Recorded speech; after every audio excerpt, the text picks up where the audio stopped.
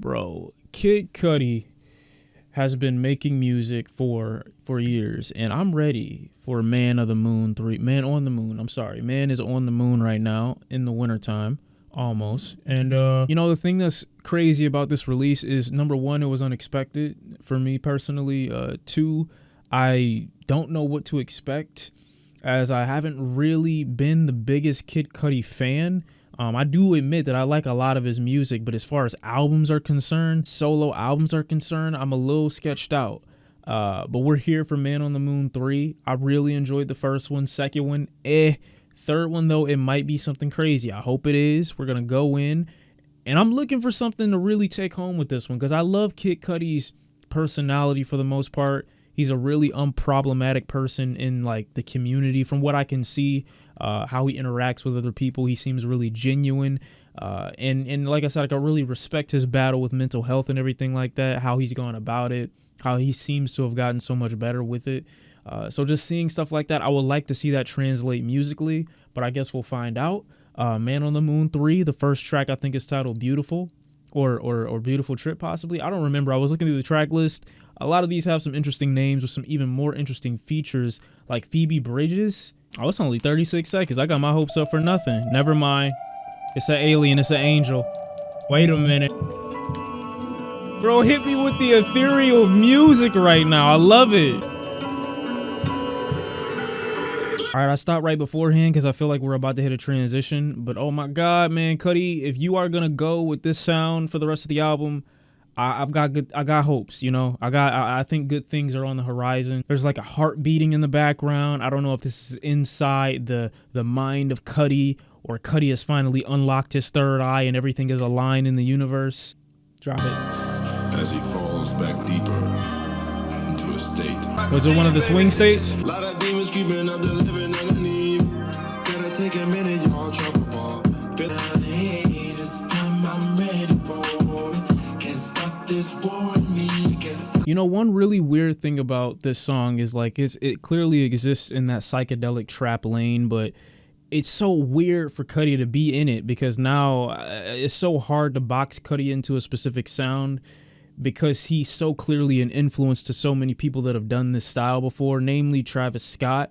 And when I think about music like this, I'm like, Cudi should be comfortable in music or in this lane, but it seems as though this is his first time trying it, when he's one of the, you know, pioneers of it. He's talking about this war going on inside of him, and it's really interesting, him being one of the very early, you know, emotional kind of emo-esque rappers. He's always come across as one of the ones that I thought were a little bit more thoughtful with it, even if they weren't that lyrically gifted. One of the few artists that I feel like could take a little bit more seriously when it comes to talking about any kind of issues going on internally. Another Day is track number 3. I kind of like track number 2.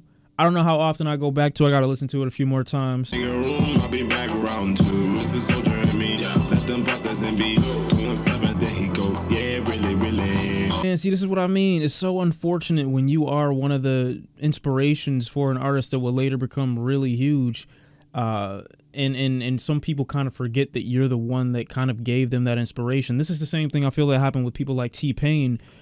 People looked at everyone that he influenced as kind of almost the pioneers of that style. And I think with this, you know, Travis Scott would make this song much better, even though Kid Cudi is a clear influence for him. I'm so used to these signature ad-libs peering through the production and the sound of this track. I'm so used to it being a pretty much like a Travis Scott blueprint by this point, that when Cudi does it, despite him being an influencer, all I can think about is the person he's influenced, because of how he's gone on to popularize that style and how he's gone on to kind of make that a bit more of his own signature. So now it doesn't sound like Cudi's doing his own thing. It just sounds like Cudi's doing Travis Scott's thing. You know, I like the track, but I just know that Travis Scott would do it better.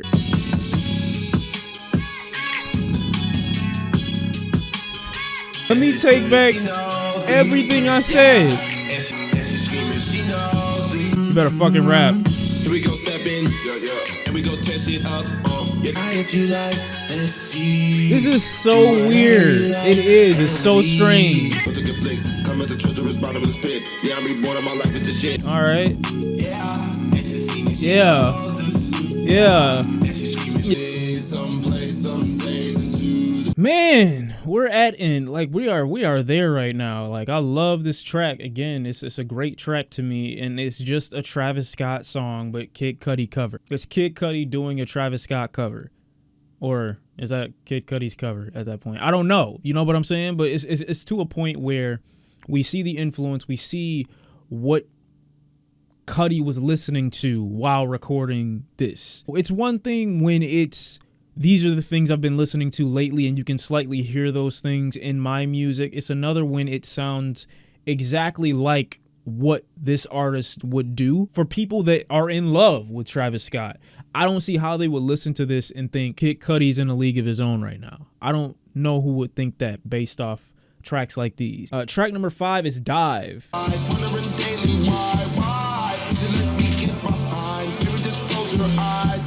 Yeah. See, it's tracks like these that make me really appreciate what Kid Cudi can bring to something like this. I feel like he's got way more vocal range and vocal personality than a Travis Scott. And I don't want to put Travis Scott in this entire thing to make it seem like that's who he has to best or get beyond to be good. But it's just the influence here that makes me reference Travis Scott so much. But on the other hand, like I said, when Cudi really comes with it vocally, you can see what he truly has, to offer, and then when I think back about it, when I think back to it, it's like, damn, Cudi even inspired what I like so much about a Trippie Redd. You know what I mean? That vocal vibrance, that energy that you can just feel kind of like oozing out of their voice. He just builds you like this feeling. It gets you.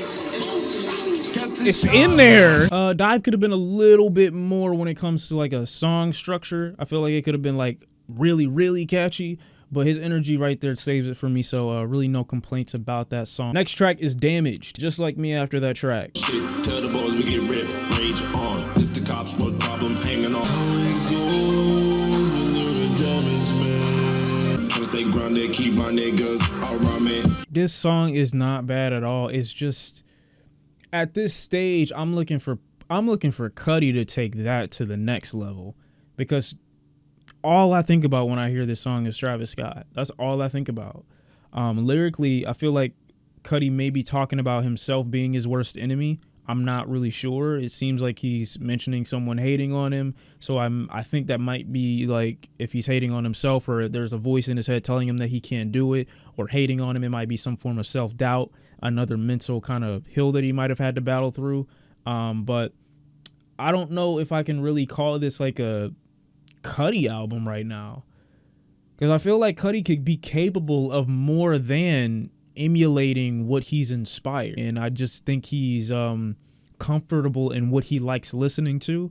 And while I think that's fine, I don't think it makes for music that is very, I won't say creative, because it's obviously took effort, it obviously took time, but it doesn't make for music that is native to him, from what I can tell. Track number 7 is Heaven on Earth.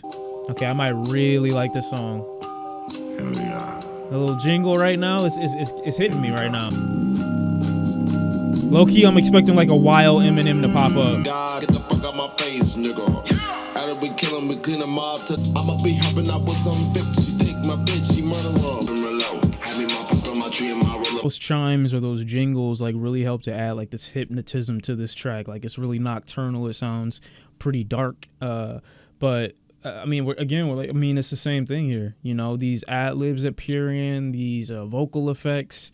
The more I think about it, the more I'm like, Cudi really could have benefited from an album or an idea like Speeding Bullet to Heaven in 2020 when it comes to this Man on the Moon 3, album that he's going with here. I really feel like he could have took that rock thing that he was trying to do earlier in, I don't know what year that was, maybe 2015, 2014.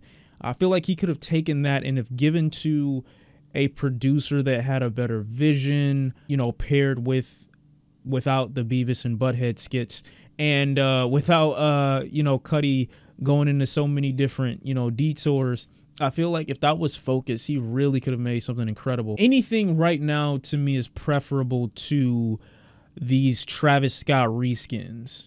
Track number 8 is Show Out. This is the one I've been expecting. It's got Skepta and Pop Smoke, so let's give it a listen.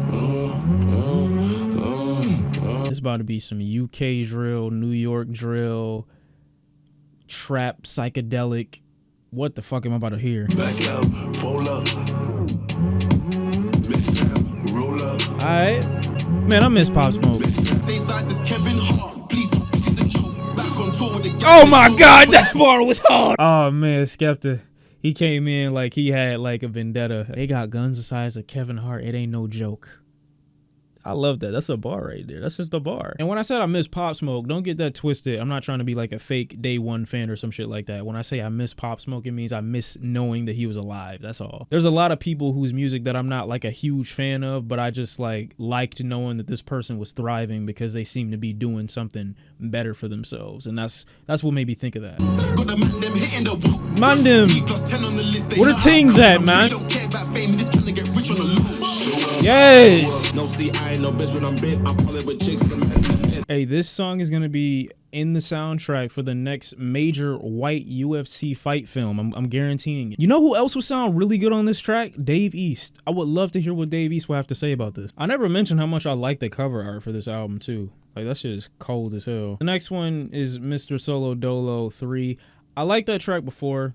I really don't know what else to say about it. It's got the perfect blend, I feel, of what all of them are great at. And the track just really works for all of them. I didn't think it really would sound that well for all of them, but it did. It sounded great. Bro, come on, man. Fuck. We got 2.5 weeks left and I'm done. I don't want to ever think about this year ever again in my life, bro.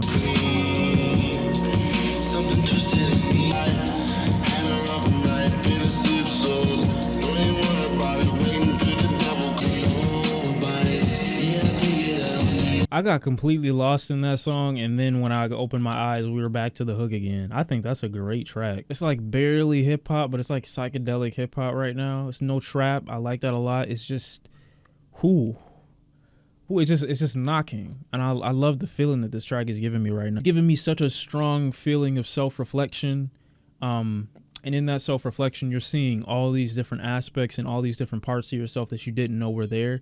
And it just really makes for an introspective track. The sound of this is beautiful.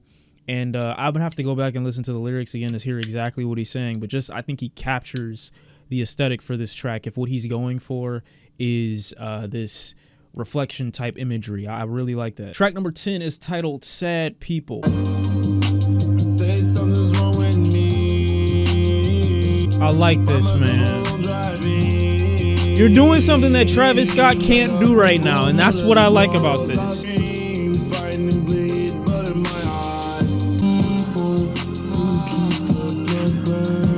If you're gonna do trap, keep your personality, and that's what he did. I like that track because he kept to who he was, and he's got his own distinct sound. That's what I liked about that track. Do I love the foundation of it? Do I think it's the most creative track he's ever made? No.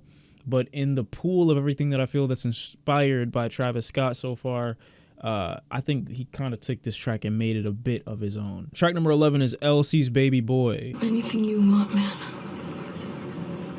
Yeah. All you gotta do is hit me with a few string instruments and I'm putty in the hand.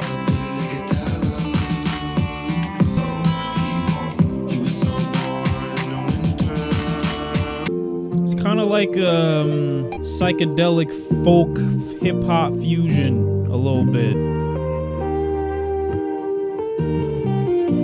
Hit me with them synths then, baby. So I like that song. I really wish the song ideas were a little bit more thoughtful, because it just feels like we get refrains. You know, we have the Stand By Me sample in the beginning, you know, where Chris is asking Gordy. It's almost like a loss of hope in a way.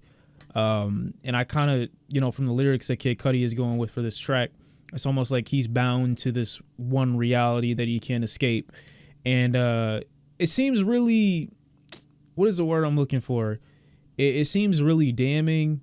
It's really depressing to think about your existence in that way of you not being able to build anything else because you're bound to this one idea or this one area. You know what I mean? And I don't know if that's Kid Cudi relating to that and saying that this is what he feels like. I don't know for sure, but I think the track here, there's so much more that could have been expounded upon if he'd have wrote that a little bit better. Track number 12 is titled September 16th.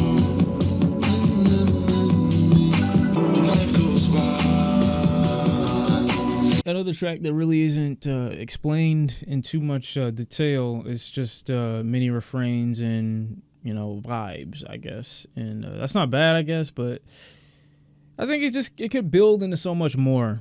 You know what I mean? But the next track is The Void. Oh, yeah.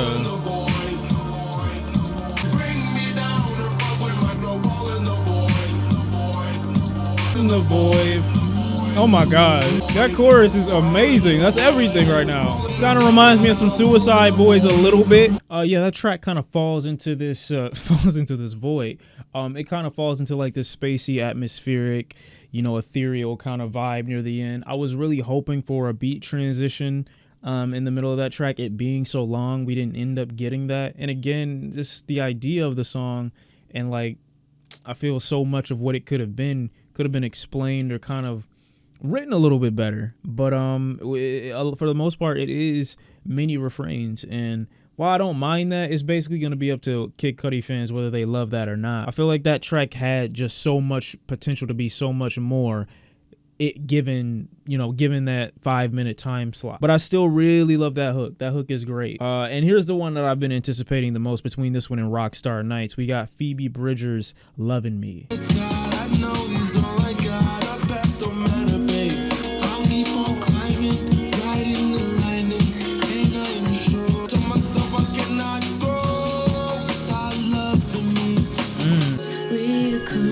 I love this song right now.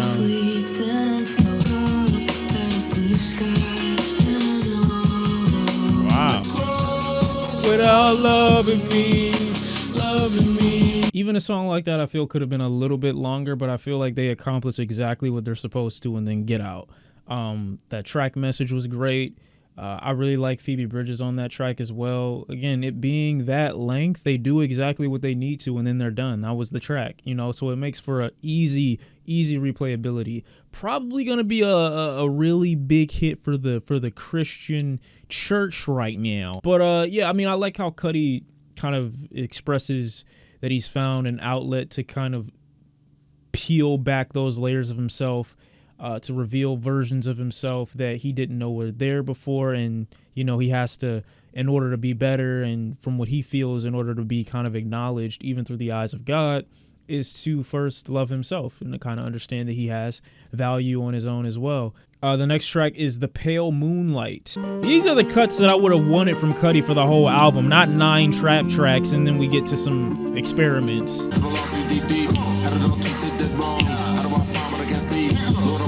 Oh, yes.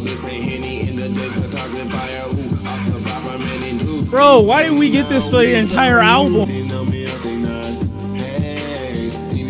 Yeah, I like the little moments where Cudi is peering into rapping and peering into harmonizing. Again, I think it fits and kind of balances him out really well in this track. Doesn't make for a boring track because his inflections and his styles are switching up every now and again. Rockstar Nights with Cudi and Trippie Redd.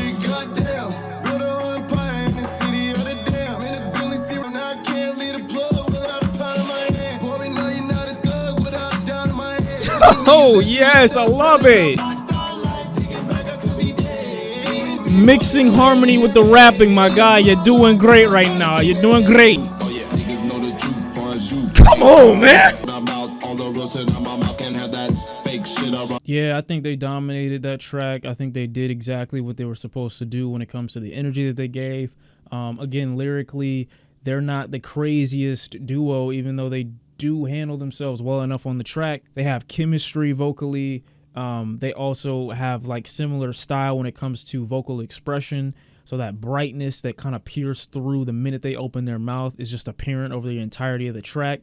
Neither of them are boring entertainers on the track either. So regardless of lack of lyricism, so to speak, they still entertain really well for the duration. I don't think I needed the extended portion at the end from Cudi. This track would have been great even without that part. It's still a good track to me, but I think some of the tracks kind of go on for longer than they're needed to, while other tracks I wouldn't mind being longer at all. 17 is for the kids. That ain't it yet. Probably the first track that I thought I was kind of trying to feel it, but then, that hook came in and I was like, nah, fam. I think Leader of the Delinquents would have been a better fit for that for this album than for the Kidz. Track number 18 is Lord I Know, in the final track on this album. I don't know what that is, but it sounds dope. Full speed now. Yeah. It's kind of started off like way back.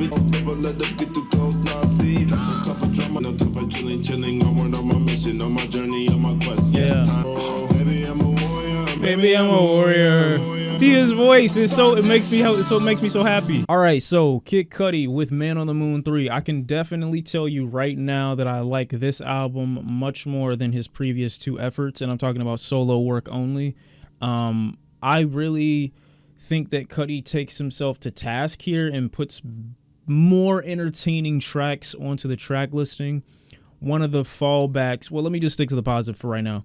There are a lot of tracks here that I think really play to Cudi's strength. I think when he's he's rapping at the best he's rapped in a long time. I don't think that, lyrically I've been able to kind of hear exactly where he's coming from, understand his point of view as easily as this in a minute. A lot of the tracks don't go on nearly as long as they used to, and we all know how long a lot of those tracks off of Passion, Pain, and Demon Slaying were. I think he's much easier to understand here, and he's a lot less confused when it comes to trying to understand himself even. I think that clarity coming through on this album, at least from an idealistic standpoint, I think that comes across so clear, and that's why it kind of is easy to transition between these tracks, because it feels like he knew exactly what he wanted to make, despite how I feel about it.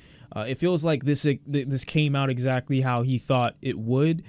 And while we could argue whether that's a good thing or a bad thing, I'm glad that he has that kind of clarity that things that he wants to make, he can envision and then properly create, and properly put out there without like this mental hurdle or this battle of self-doubt. I think that speaks to a lot of Kid Cudi's mental growth, and I think that speaks to a lot of just the lack of anxiety that probably wasn't shrouding him as he was going into making this album. Unfortunately, I think Cudi falls into some really safe areas on this album. I think his influences here are really clear. Almost half of this record, even a little more than that, sounds like a legitimate Travis Scott cover or a Travis Scott reskin, song structures, song ideas, and I think Kid Cudi is a lot more entertaining as an MC here, but I don't think his flows generally are as tight or are as controlled as a Travis Scott's might be in a lot of cases. And sometimes that helps Cudi a lot more than it hurts him. I think that free spirit kind of can, give a lot of energy and give a lot less predictability to the tracks. That lack of structure just kind of feels good for Cudi. It keeps him less restrained, and it keeps him kind of a little bit more free, going wherever he wants to go. Not saying that he doesn't know how to stay on track, because there are examples here, especially the track with Trippie Redd in that final track where he displays some really great flows and some really tight pockets there. Y'all can kind of get into the lore of Man on the Moon if you like. When it comes to describing the ideas here, I think a lot of them could have been written better, and the refrains aren't bad, but I think they could have very easily been shortened. It wasn't to a point where I felt like we needed some tracks to be 3-5 minutes long when they essentially say the same thing. The tracks where Cudi doesn't sound as much like Travis Scott, I feel he's still playing it too safe. These tracks are a little bit more psychedelic, folk inspired. The track with Phoebe Bridgers, who I thought was good, but I think that could have been taken further than what you would hear in the background of a Christian rock concert. I feel people will like it a lot more because it's Cudi and because it's Phoebe, but I feel like on any standard day with a song written like that, it probably just fall into the background. I still like how good it is and how good it makes me feel though, so I can't say it's all bad or anything like that. I actually really enjoy it. But yeah, man, I feel Cudi definitely wears, and it's unfortunate, his own influences on his sleeves, even though he inspired that, and I feel like he could have just taken more risks. I feel like he could have definitely pushed the envelope with a lot of these songs sonically. He definitely seemed to be going in that direction in the beginning, but yeah, we got what we got. I'm not mad at it. It's not a bad album. Outside of that though, Kid Cudi with Man on the Moon 3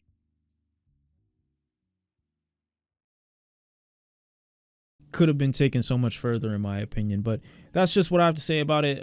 Y'all can tell me how you feel about it in the comments down below. Interested to hear your thoughts, and until next time, I'm out, and peace.